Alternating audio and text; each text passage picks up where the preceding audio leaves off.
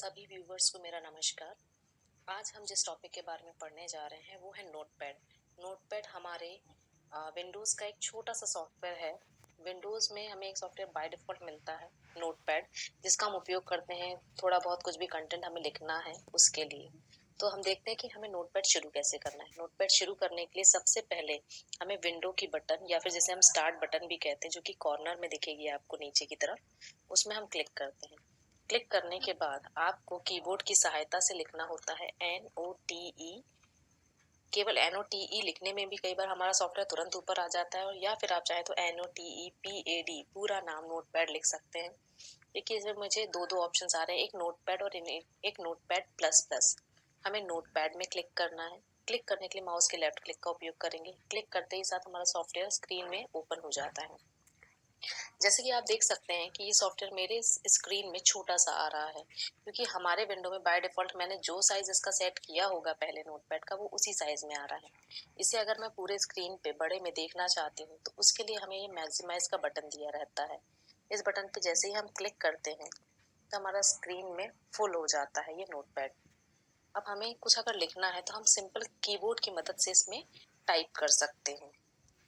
तो जैसे कि हम इसमें लिख लेते हैं, this is my first notepad file. In this file we will be learning various options of notepad।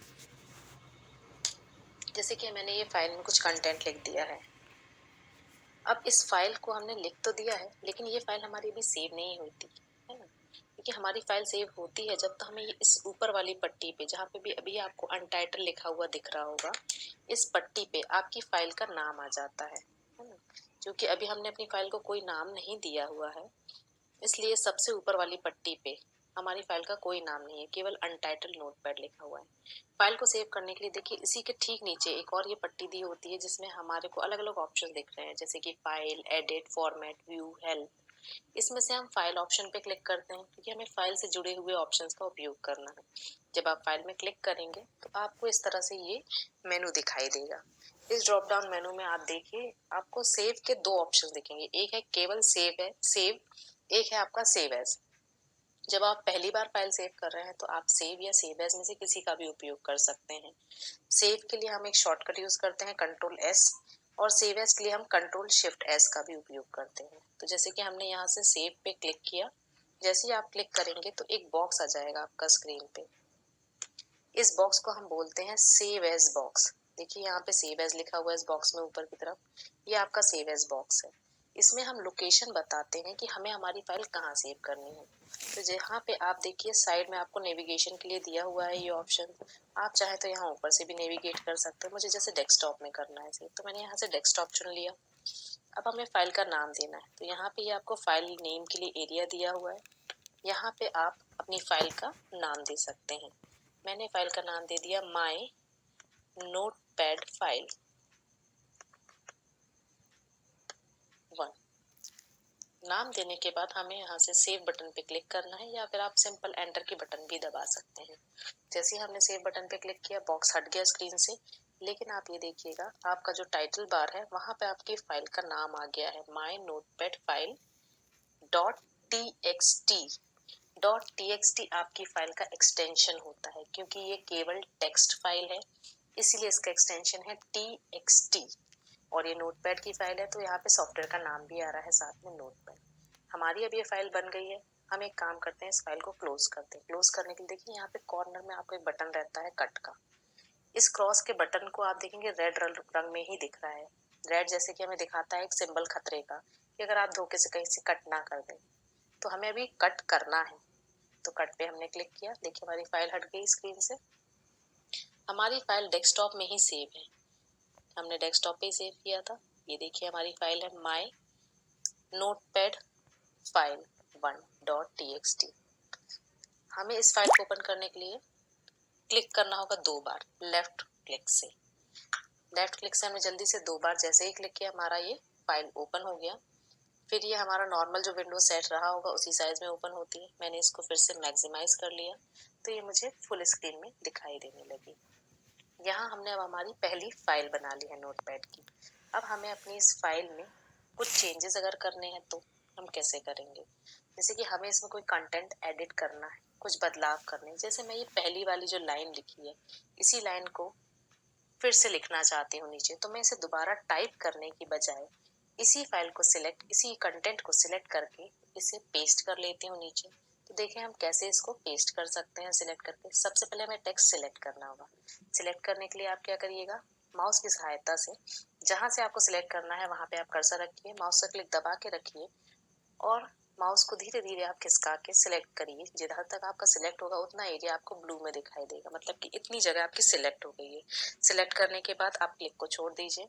इसके बाद हम जाते हैं एडिट मेनू में। एडिट मेनू में देखिए आपको अलग अलग ऑप्शंस मिलते हैं, कट, कॉपी, पेस्ट, डिलीट। तो अभी आपका अंडू और पेस्ट दोनों ही डीएक्टिव दिख रहे होंगे और गो टू भी। अंडू इसलिए डीएक्टिव है क्योंकि यदि हम कोई भी प्रक्रिया करते हैं और उससे वापस आते हैं तभी हम इसका उपयोग कर सकते हैं। पेस्ट करने के लिए हमें कट या कॉपी करना जरूरी है, तभी हम पेस्ट कर सकते हैं। हम फिलहाल इस कंटेंट को कॉपी करना चाहते हैं। या देखिए कॉपी के लिए दिया है आपको एक शॉर्टकट भी, कंट्रोल सी। तो आप चाहते हैं ऐसे कॉपी पे क्लिक कर लीजिए या फिर आप कंट्रोल के संग सी भी प्रेस कर सकते हैं। हमने इसमें क्लिक किया, कोई चेंज आपको नहीं दिखेगा, लेकिन हमारा जो कंटेंट है वो कैश मेमोरी में या हम बोल सकते हैं क्लिप बोर्ड में सेव हो गया है। अब हमें ये जो लिखा हुआ कंटेंट जो हमने सिलेक्ट किया है कहाँ चाहिए है, तो उसके लिए हम क्या करेंगे, हमें कर्सर वहां लाना होगा। तो मैंने ये कर्सर आखिरी में लेकर आ गई और अपने कर्सर को नीचे ले आई मैं एंटर की सहायता से। अब यहाँ पे हमें इस ऊपर वाले कंटेंट को पेस्ट करना है। पेस्ट करने के लिए फिर से हमें एडिट मेनू में जाना होगा और यहाँ पे देखिए अब आपको कट, कॉपी, डिलीट ये ऑप्शन डीएक्टिव हो गए, क्योंकि हमने कुछ सिलेक्ट नहीं किया है इसलिए हमें ना कट और एक्टिव दिखा रहा है, ना कॉपी और ना ही डिलीट। जब सिलेक्ट हम करते हैं तभी हम कट या कॉपी कर सकते हैं या डिलीट कर सकते हैं। अब हमारा पेस्ट ऑप्शन एक्टिव है क्योंकि हम अब पेस्ट कर सकते हैं, क्योंकि हमने कोई चीज कॉपी की हुई है तो हमने ऊपर वाली लाइन को कॉपी किया था। अब हम उसे यहाँ पे पेस्ट कर देते हैं। पेस्ट में जैसे ही हम क्लिक करेंगे तो देखिए आपने जो ऊपर लाइन सिलेक्ट की थी वही लाइन अब आपकी नीचे आ गई है। आप इसे चाहें तो कई बार पेस्ट कर सकते हैं। जैसे मैं कंट्रोल वी की सहायता से, माउस की मदद से ना करके कीबोर्ड की मदद से इसे पेस्ट कर रही हूँ, तो मैंने ये दोबारा पेस्ट कर लिया। मतलब ऐसा नहीं है कि हमें बार बार कॉपी करना होगा एक ही चीज को, अगर हमें दोबारा पेस्ट करना है एक चीज को आप कॉपी करके इसे कई बार पेस्ट कर सकते हैं। अब जैसे मान लीजिए मुझे यहाँ से कोई चीज कट करनी है, जैसे मैंने ये दो दो बार लिख दिया है, मैं चाहती हूँ कि ये ऊपर वाली लाइन जो है इसे मैं हटा दूँ। तो ये मैं इसको सिलेक्ट कर लेती हूँ। ये मैंने इस लाइन को सिलेक्ट किया, फिर मैं यहाँ से एडिट में गई और यहाँ से मैंने कट पे क्लिक किया। जैसे ही मैंने कट पे क्लिक किया देखिए यहाँ से ये लाइन गायब हो गई। इस कट किए हुए कंटेंट को भी आप जहाँ चाहे वहाँ पेस्ट कर सकते हैं, जैसे कि हमने कॉपी में किया था। कट किया हुआ कंटेंट यहाँ से हट जरूर गया है, लेकिन ये मेमोरी में या क्लिपबोर्ड में हमेशा आपका सेव रहता है जब तक कि आपकी फाइल एक्टिव होती है। चलिए इस वीडियो में हम अभी इतना ही सीखेंगे। इसके बाद के आगे की वीडियोस में हम इसमें आगे की एडिटिंग और भी कुछ फंक्शंस नोटपैड के सीखेंगे। धन्यवाद।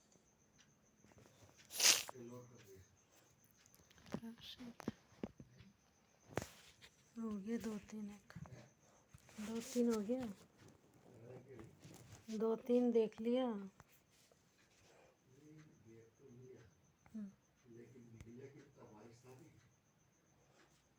क्या ही पता अभी हर्षित भाई ये हो गया ख़त्म। अब कहीं करूँ बता, ये भूल जाऊँ, मतलब इसको करना है।